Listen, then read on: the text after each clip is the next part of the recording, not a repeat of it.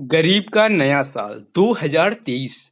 31 दिसंबर की रात 15 साल का रमेश एक बड़े से होटल के बाहर जमीन पर बैठा हुआ था और बगल में रखी डस्टबिन से नमकीन बिस्कुट के पैकेट निकालकर उसमें बचे हुए कुछ टुकड़ों को निकालकर खा रहा था और किसी तरह अपना पेट भर रहा था। तभी अचानक वहां पर उस होटल के सिक्योरिटी गार्ड आते हैं और रमेश को धक्के मारकर गेट के बाहर निकाल देते हैं। रमेश गेट के किनारे खड़ा होकर बहुत जोरों से रोने लगता है और भगवान से कहता है, क्या भगवान, मेरे माँ बाप को तो आपने मुझसे पहले ही छीन लिया है। अब इस गरीब बेसहारा का इस दुनिया में कोई भी नहीं है, इस अनाथ का कोई भी नहीं है मदद करने वाला। और मैं किसी तरह अपना पेट भर रहा था, पर वहां भी मुझे लोगों ने धक्के मारकर गेट के बाहर निकाल दिया। रात के 1 बज चुके थे, ठंड भी काफी बढ़ चुकी थी और रमेश के कपड़े भी बहुत ही फटे व पुराने पहन रखे थे। तभी कुछ देर बाद बारिश भी शुरू हो जाती है और रमेश बहुत जोरों से रोने लगता है और ठंड के मारे इधर उधर दौड़ने लगता है, जिससे कि वो अपने आप को बारिश से बचा सके। तभी उसे एक झोपड़ी दिखाई देती है। रमेश उसी के नीचे जाकर खड़ा हो जाता है, पर वो झोपड़ी भी टपक रही थी, जिससे रमेश बीच बीच में भी भीग जाता था। फिर किसी तरह रमेश की वो काली रात कटती है और अगले दिन नया साल यानी 1 जनवरी आता है। उस दिन सभी लोग ये प्लानिंग कर रहे थे, कोई बच्चों के साथ पिकनिक पर जाने की बात कर रहा था तो कोई पार्टी करने जा रहा था। सभी बहुत खुश दिख रहे थे। रमेश ये सब कुछ होता हुआ देख बहुत दुखी होता है और सोचता है कि काश मेरे पास भी मेरे माँ बाप होते तो आज मैं भी अच्छे कपड़े पहनता और मैं भी कहीं घूमने या पार्टी के लिए जाता, मगर मेरे पास तो कुछ भी नहीं है। फिर रमेश कुछ समय बाद उस होटल के बाहर जाकर खड़ा हो जाता है, जहां पर उसे होटल के बाहर रखे डस्टबिन से बचा हुआ खाना किसी तरह मिल जाता था।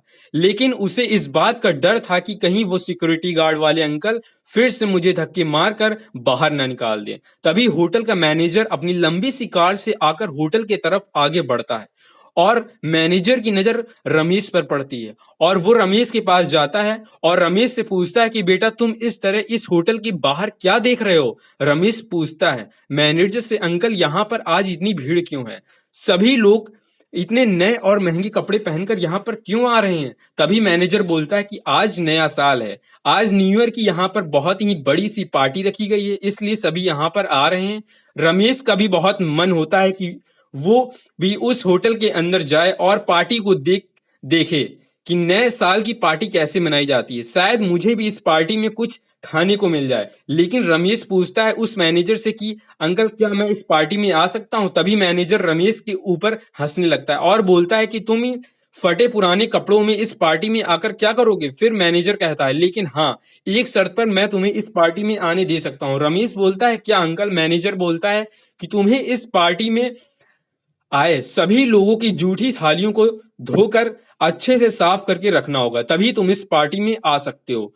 रमेश बोल रहा है, ठीक है अंकल, मैं अंदर आने के लिए तैयार हूं और मैं सभी के जूठे बर्तन को भी धो दूंगा। और रमेश पार्टी में आ जाता है। वहां पर मौजूद हर एक इंसान ने नए कपड़े पहन रखे होते हैं, तो रमेश सोचता है कि मैं इन कपड़ों में सभी के बीच कैसे जाऊंगा, ये लोग मुझ पर हंसेंगे। तभी वहां पर मौजूद मैनेजर रमेश से कहता है, इधर आओ, ये कॉफी को प्लेट में रख कर ले जाओ और सभी को देकर आओ। रमेश सभी को कॉफी देने चला जाता है, लेकिन धोखे से आखिरी बचे हुए कप को वहां पर मौजूद होटल के मालिक के ऊपर वो कॉफी का कप गिरा देता है, जिससे होटल के मालिक को बहुत जोरों से गुस्सा आ जाता है और वो रमेश को एक थप्पड़ मार देते हैं और उसे बुरा भला सुनाते हैं। रमेश के साथ उस मैनेजर को भी धक्के मारकर उस होटल से बाहर निकाल दे जिसने रमेश को नौकरी पर रखा था, जिसकी वजह से वो मैनेजर भी रमेश को काफी कुछ उल्टा सीधा सुनाता है और दोनों ही निराश हो जाते हैं। उसके बाद मैनेजर अपने घर चला जाता है, मगर रमेश रोता हुआ समुद्र के किनारे जाकर बैठ जाता है। अगले दिन सुबह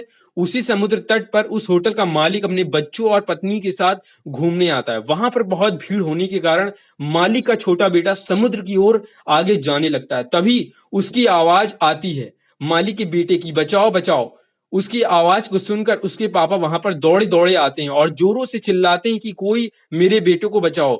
लेकिन उसकी मदद के लिए कोई भी आगे नहीं आता और मालिक का बेटा दूसरी तरफ डूबता जा रहा था। तभी रमेश ये सब कुछ देखकर वो तुरंत दौड़ता है और समुद्र में कूद जाता है। रमेश को तैरना आता था, जिस कारण वो मालिक के बेटे को सही सलामत बाहर निकाल रहा था। ये सब कुछ होते हुए जब मालिक ने देखा कि ये तो वही लड़का है जिसने मैंने धक्के मारकर अपने होटल से बाहर निकाल दिया था, उसके बाद वो मालिक रमेश के आगे झुककर बार बार रोता हुआ रमेश को बोलता है, बेटा आज तुम्हारी वजह से मेरी बेटी की जान बची है। उस दिन जो कुछ भी मैंने तुम्हारे साथ किया उसके लिए मैं तुमसे माफी मांगता हूँ, प्लीज बेटा तुम मुझे माफ कर दो। रमेश बोलता है, नहीं अंकल, आप मुझसे बड़े हैं, आप माफी ना मांगे, बस मुझे कोई काम दे दीजिए ताकि मैं अपना पेट भर सकूं। ये सुनने के बाद होटल के मालिक ने रमेश को अपनी कंपनी का मैनेजर बनाने की बात कहते हैं, लेकिन रमेश कंपनी का मैनेजर बनने से इनकार कर देता है। वो कहता है कि पहले जो मैनेजर अंकल थे उनकी नौकरी मेरी वजह से ही चली गई थी, आप मेरी जगह उन्हें वापस से अपने होटल का मैनेजर बना दीजिए। रमेश की ये अच्छाई देखकर और रमेश की इस ईमानदारी से मालिक बहुत खुश हो जाते हैं, जिसके बाद उस मैनेजर को वापस से उस होटल का मैनेजर बना दिया जाता है।